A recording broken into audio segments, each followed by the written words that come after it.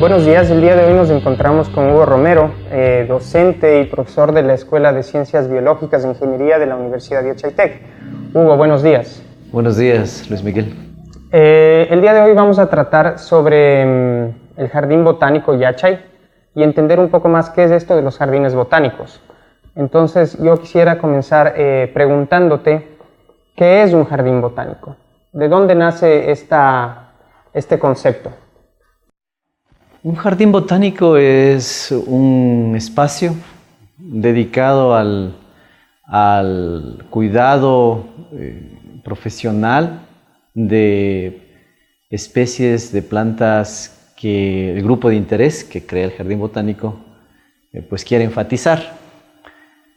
Inicialmente un jardín botánico hace algunos siglos, en la época victoriana, desde el siglo XVII, XVIII, incluso más antes. Eran los espacios donde en el castillo del rey, o así, ¿no?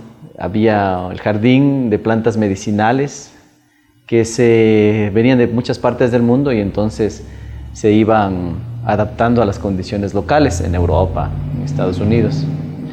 Entonces nació desde la medicina, como una de sus herramientas crean estos espacios como jardines botánicos y luego se va ampliando el concepto hasta incluir ahora, por ejemplo, conceptos de un espacio para recreación, un espacio para educación ambiental, un espacio para investigación, que es justo lo que es ahora.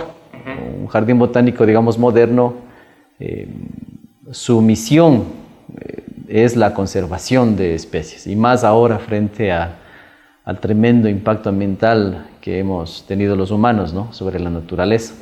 Entonces es eso, ¿no? Conservación es como un triángulo, yo siempre lo explico, tú tienes un triángulo, en el centro está conservación, ¿no?, ex situ de estas especies que necesitan cuidado, amenazadas, y en los vértices del triángulo pues tienes investigación, conservación es en el centro, tienes educación, investigación, educación y la parte de recreación. Porque al final tú sí, digamos, la tradición es que el jardín botánico sea un espacio de deleite, ¿no? Perfecto, entonces, en síntesis, un jardín botánico es un espacio que sirve primero para la preservación de especies vegetales. Hay que hacer énfasis en eso, ¿no? Exclusivamente plantas. Sí, pero a veces, debido a las circunstancias locales, sí ha habido esfuerzos de jardines botánicos que frente a la necesidad también se han expandido a otras partes del jardín. Por ejemplo, el Jardín Botánico de la Universidad Técnica de Manabí, inicialmente pues era también un centro de rescate de fauna, de toda esa fauna, digamos, de tráfico, ¿no es cierto? Okay. Ahora ya con lo que está más normado desde el Ministerio del Ambiente se ha normado mejor, por ejemplo, esa colección ya, digamos, pasó a un zoológico, que sería, ¿no es cierto?, lo equivalente al jardín botánico, sería el zoológico. Perfecto. Entonces, un poco para volver al tema en el que estaba, ¿sirve para preservación de especies vegetales? ¿Sirve para investigación? Y también sirve como un espacio para recreación, para que la gente vaya, visite, conozca y aprenda un poco más sobre lo que son estos espacios. Sí, educación y recreación, justamente. Perfecto. Yéndonos un poco más al Ecuador, ¿tú nos puedes explicar, porque ya nos has dicho que esto data de hace aproximadamente 400, 500 años? Sí, hay unos jardines botánicos bien antiguos en Europa, sí. ¿Cómo llega esto al Ecuador? ¿A partir de qué momento se empiezan a implementar los jardines botánicos en el Ecuador? ¿Cuántos jardines botánicos existen aquí en la actualidad? ¿Y cuál es el papel que ellos están jugando nuevamente, sobre todo para el tema de investigación, los aportes para el descubrimiento de nuevas especies, experimentos, todas las cosas que giran en torno a esto? A ver, en el Ecuador hay una iniciativa histórica de la familia Martínez, que, pues, de donde viene Luis A. Martínez, el autor, ¿no?, en Ambato. ¿Quién es Luis A. Martínez? Él es el autor de A la Costa, del famoso libro de escritor ambateño, ecuatoriano. Ellos tenían su finca, su quinta, ¿no?, junto a la de Juan León Mera, en Ambato. Pero la familia Martínez, ahí al lado, una familia con mucha cultura, crea en su quinta el primer, lo que ellos llaman históricamente un jardín botánico. Dice, esto vamos a dedicar como un espacio justo de lo que hablábamos para preservar aquí ciertas especies. Y de hecho, ese es el primer, digamos, esfuerzo antiguo de jardín botánico, pero que no tuvo, tantas cosas pasan en la historia, digamos, un acompañamiento desde la academia. Ya, como te digo, en este estilo, desde la universidad, lo académico, en los años 40, si mal no me equivoco, en la Universidad Nacional de Loja, el botánico, uno de los primeros botánicos profesionales del país, el botánico Reinaldo Espinosa, allá en Loja, él funda ya un jardín botánico, digamos, con todas las de ley, por decirlo así, que es el jardín botánico, después pues tiene su nombre, Reinaldo Espinosa, que digamos es el primer jardín botánico con el tinte moderno, es decir, de lo que hemos hablado, que tiene educación, investigación, recreación y tal. Entonces ahí pertenece a la Universidad Nacional de Loja. Todo eso es en los años 40, ¿no? Y pasan décadas, por décadas, los 60, no pasa mayor cosa. Es el único jardín botánico del país. Bueno, también el otro de Ambato que te cuento, pero en aquel tiempo ni siquiera era reconocido como jardín botánico, era la quinta de Atocha la Liria, ¿no? Y es en los 70s, mediados de los 70s por ahí, que hay un movimiento ya de que viene un poco asociado a las grandes ciudades del país, Quito y Guayaquil, y en los 80s también, o sea, en ese periodo, de crear, pues como en las grandes ciudades del mundo, en las grandes metrópolis, crear pues un jardín botánico de la ciudad, ¿no? Entonces comienzan a nacer ahí iniciativas de crear en los 80s, así, en los 70s, hay jardines botánicos asociados a la ciudad que toman su tiempo en consolidarse, años, pero a la final, pues de ahí nacen de ese concepto el Jardín Botánico de Quito, el Jardín Botánico de Guayaquil, principalmente. Y siguiendo el ejemplo de la Universidad Nacional de Loja, algunas universidades también comienzan a coger el concepto. Y así, luego hay una ola en los 90s, que ya es una ola que viene desde el turismo. Demostrado un poco que el concepto funciona relativamente bien en Guayaquil, en Quito. Hay una ola de jardines botánicos que comienzan a crearse en los 90s. A nivel nacional. A nivel nacional, todo esto a nivel nacional, que es más desde la parte desde turismo. O, si no es turismo, como un espacio de educación ambiental. O sea, dedicados a eso más que nada. No tanto investigación, no tanto conservación de especies amenazadas, sino un espacio de esparcimiento, ¿no es cierto?, de recreación. Y ahí nacen un montón de jardines botánicos.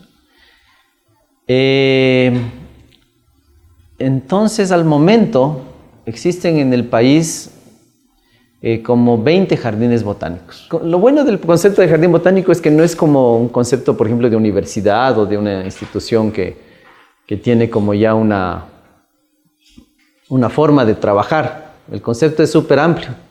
Te permite ser un espacio de recreación, de cultura, como al mismo tiempo te permite ser un centro de estudios, como pasa en China, por ejemplo, con los jardines botánicos de China, que ofrecen pues títulos de posgrado, o sea, es una universidad. Funcionan como instituciones de formación académica. Se llama jardín botánico todo, pero es un instituto de posgrado.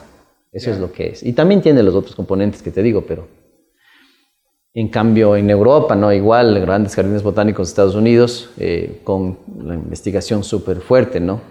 Que van creando espacios asociados al jardín botánico, o sea, todo es de jardín botánico, pero crean como unas unidades especializadas que ellos quieren enfatizar. Típicamente un herbario, por ejemplo, que ya sería ya una construcción, ¿no es cierto?, donde con condiciones climáticas controladas tú mantienes secas muchísimas muestras, miles de muestras preservadas, ¿no es cierto?, para cientos de años de lo que es un registro, es un museo, ¿no?, de colecciones secas, un registro de la diversidad del país. Entonces, eso ya es un herbario.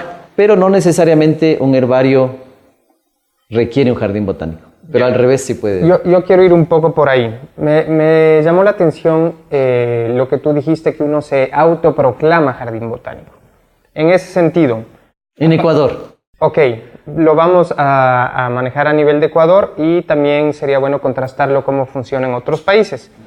Aparte de estos ejes sobre los cuales se supone que deben asentarse los jardines botánicos, que es investigación, educación y esparcimiento, por llamarlo de alguna manera. Hacia la conservación, sí. ¿Qué otros requisitos debe cumplir un espacio, un área que quiere autodenominarse jardín botánico? Sea esto número de especies, diversidad de especies, me voy a inventar ubicación geográfica, altitud en el país donde se encuentra, y qué organización o qué organismo internacional o que regula el número de estos jardines botánicos. ¿Cómo funciona esa parte? O sea, en el país, por ley, los jardines botánicos, está en la ley, se definen como un centro de manejo de vida silvestre. Y como tal, vida silvestre, ¿no? Entonces, aunque puedes manejar especies domesticadas, el énfasis está en lo silvestre, bueno, depende de cada jardín, pero en el Ecuador está, digamos, la figura de jardines botánicos como un centro de manejo de vida silvestre. Que para poder tú funcionar como tal necesitas que el Ministerio del Ambiente te apruebe a través tu funcionamiento, el manejo que estás dando a través de una patente. Entonces, año tras año, porque duran un año esas patentes, uno pues va aplicando al Ministerio del Ambiente previo informe técnico y demás para renovar su patente de funcionamiento como un centro de manejo de vida silvestre. Eso es por una parte.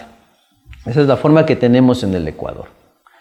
Contrastando en Colombia, ese rol, aunque sí está centralizado también en la autoridad ambiental, digamos, allá, pero hay un filtro previo. Allá está la red de jardines botánicos de Colombia, un poquito a diferencia de la de aquí, que es un poco más, no sé si llamarla informal. Allá es un poco más formal, que son ellos los que te validan como jardín botánico, en la medida que tú demuestres que realmente vas a hacer un aporte en estos aristas que tenemos. Porque si no, pues alguien puede crear un parque, esa es la típica discusión, ¿no? Entonces, o sea, un parque, por más bonito que sea, de pronto solo es esparcimiento y está lleno, por ejemplo, de plantas exóticas que son lindísimas igual, ¿no? Ornamentales, ¿no? Que todos conocemos, pero no por eso es un jardín botánico. Entonces, los colombianos son un poco más estrictos.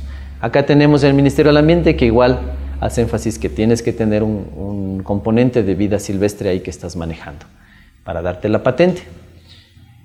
Y luego hay otros requisitos más, dependiendo de lo que tú quieras hacer. Digamos que tú quieres manejar... Como jardín botánico. Como jardín botánico. Digamos que quieres manejar especies en peligro, que ya casi no hay. Digamos que están hacia una población que hay muy pocos individuos, y resulta que esa especie está en el CITES, o sea, está en la lista roja de CITES, lo cual implica que tú necesitas entonces unos permisos a nivel internacional para manejar eso.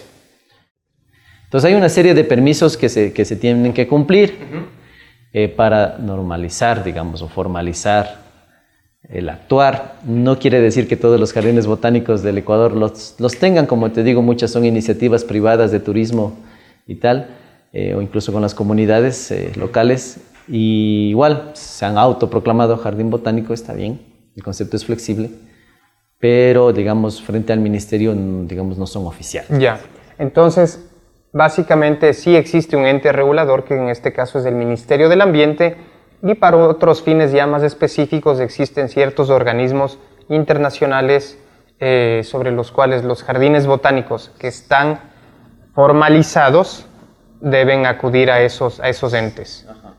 Sí, hay una red mundial de jardines botánicos que uno puede adscribirse. Es también eso un poco bueno, porque ellos recientemente, este año nomás, crearon ya formalmente una idea que venía desde antes, ¿no? de justamente, ¿cómo se dice? Es como cuando te sacan los ISOs, evaluarte, acreditarte es la palabra. Una certificación. Certificarte, exacto, esa es la palabra que ellos utilizan.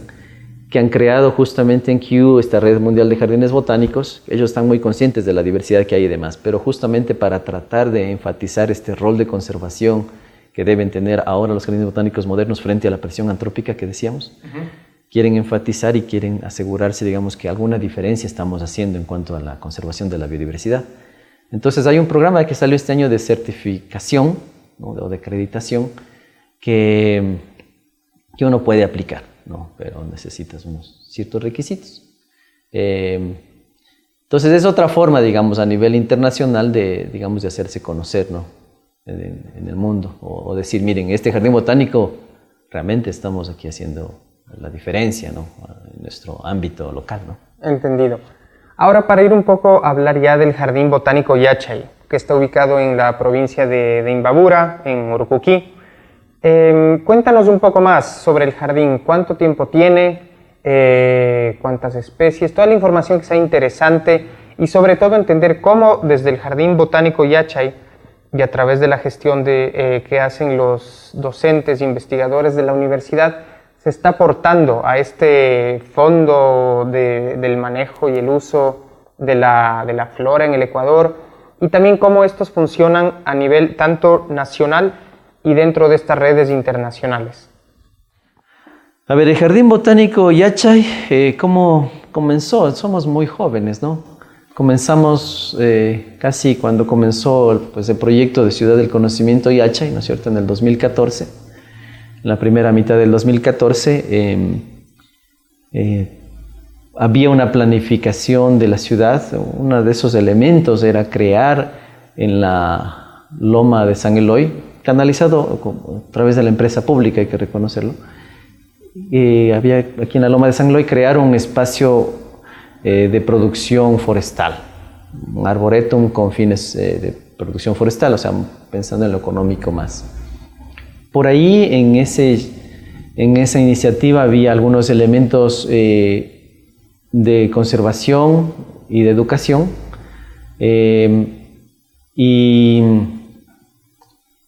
y eso fue un llamado, digamos, un plan que tenían en la empresa pública. En aquel tiempo,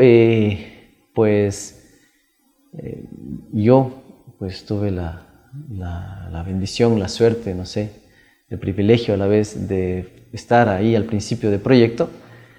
Y claro, a mí me pareció que si es que iban a crear este espacio, pues la Escuela de Ciencias Biológicas, ¿no es cierto?, que tendríamos también que estar involucrados en esta iniciativa de la empresa pública.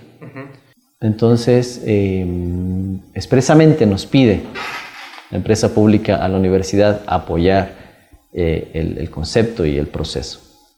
Si bien la administración del día a día está en manos de la empresa pública hasta hoy, digamos, la organización diaria, no la operación, ¿no?, en buena parte, la universidad ha ido aportando a través del tiempo conceptos, ideas y haciendo un seguimiento al proyecto. También hemos pues, instalado ahí en el Jardín Botánico un proyecto de investigación que es de conservación ex situ de las variedades de oca del país. Así nace el Jardín Botánico históricamente. Poco a poco el tiempo nos ha demostrado que un poquito sí hay que anclar este proceso del Jardín Botánico a una institución que sea un poquito más permanente y que tenga, digamos, la visión clara de conservación e investigación, que es lo que nos va a distinguir en el futuro. En este caso es Yachayteca. Que es la universidad, en efecto. Entonces estamos en este momento ahora, justamente como conocemos, de transferir más bien el Jardín Botánico 100%, digamos, a la universidad. Eso implica un reto, especialmente la parte financiera. Entendido. En el corto tiempo que tiene el Jardín Botánico Yachay, ¿cuántas especies hay dentro del Jardín Botánico? Me preguntabas eso, sí. A ver, hemos hecho un inventario de la diversidad florística que tenemos de aquí del ecosistema local, que es, en términos generales, un valle seco interandino, ¿no? Estos valles secos son muy antiguos, hablando geológicamente, ¿no? Y son tan antiguos que muchas de las especies son bastante localizadas. Hay un buen porcentaje de endémicas. ¿Qué es esto de endémicas? Explica, por favor, ¿qué es esto de endémicas? A ver, una planta endémica es una especie endémica, es una especie que es propia del lugar, evolucionó, digamos, en el lugar y eso quiere decir que es nativa del lugar, pero que solo ocurre en ese sitio. O sea, el concepto de especie nativa, especie endémica es especie exótica, más o menos. Así. Especie nativa es una especie que evoluciona en el mismo sitio. Yo siempre le explico que antes que venga el hombre a ese sitio ya estaba la planta ahí, ya evolucionó. Pero algunas de esas se especializan tanto que ya solo existen en esa parte del mundo.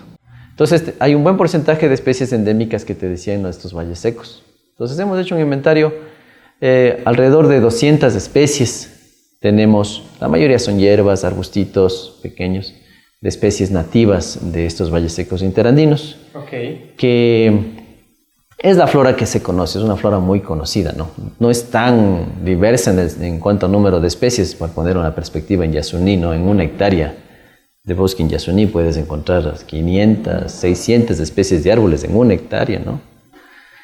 Aquí, en los terrenos grandotes que tenemos, ¿no es cierto?, de todos estos valles secos, pues alrededor de 200. De todas maneras, no es poco, ¿no? ¿Qué área tiene el jardín botánico? Claro, el jardín botánico